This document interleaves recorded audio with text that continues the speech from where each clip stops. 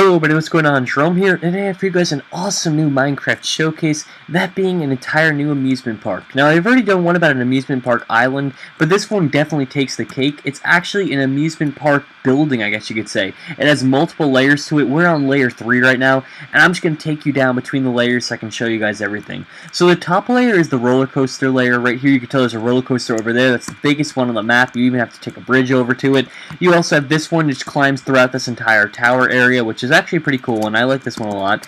Then you have over here, finally, one that, whoopsies, we're kind of getting stuck on all these fences everywhere. That's the only thing about this. There's so many damn fences, but I guess it's supposed to be realistic, so I can't really complain. So let's run back out of here. And now back where I was showing you guys, if you run all the way along here to the end, you can find one of the cooler roller coasters. This one has what appears to be like a dragon's head that you come out of, which I think is a pretty cool touch, because a lot of roller coasters have themes, things like that. They aren't just plain roller coasters in real life, but in Minecraft, a lot of people forget that. So I like how he's able to put that in and make it more realistic. And then finally, you have the last one, which actually is so big that it takes you up to the final layer of the map, where there's not much going on, but that's just what you can find up there. So now the other thing I like about this map is the way in which you teleport between places. The way you get between the layers is by going down these little pods of water that have little breathing areas every once in a while, using these signs so that you never drown to death, and it just allows you to travel between places a lot faster than usual. So personally, I like that a lot, but I'm sure some of you guys may get a little annoyed with it. I don't know, just kind of personal preference. Now in this layer, what you have the carousel, you also have the the Ferris wheel, and then finally you have a little bit of a they call it the Ladybug Ride on here. I think you guys will know what I'm talking about when I say that, when it says Ladybug Ride. They're kind of like those typical little baby rides you find where, like, you know, it's sometimes a ladybug, sometimes I'm pretty sure they have one at Disney, like Dumbo, a few things like that. You know what I mean? They're just a little tiny rides. They have little tracks on that it goes around at like a mile an hour, and yeah, so he's able to put all that in, which I think is cool that he separated roller coasters, then Kiddieland, and now the bottom of it isn't too interesting, but I figured I wouldn't be doing this justice if I didn't showcase it.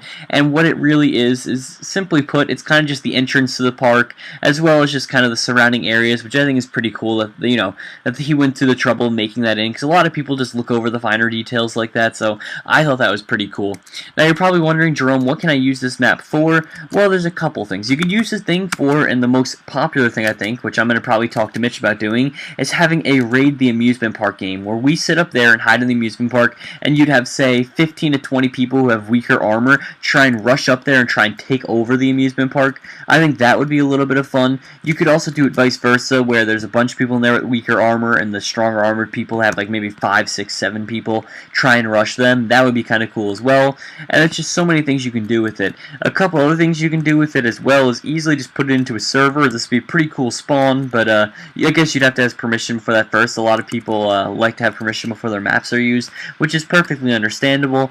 And then finally, you can kind of maybe set up a kind of search and destroy type game, where you kind of set up like one team has 5 minutes to get to one location and stop them from I don't know, planting a fake quote-unquote bomb or something like that, and you know, it's actually just like a black wall or something, and they have to go and stop it by cutting it down. I don't know, there's a lot of different game modes you can play, and I'm sure you can make your own, so I'd highly suggest checking into that. And if you are interested at any time, the link is in the description. As always, all credit goes to the creator. So thank you guys for watching, hope you all enjoyed, and have a good night.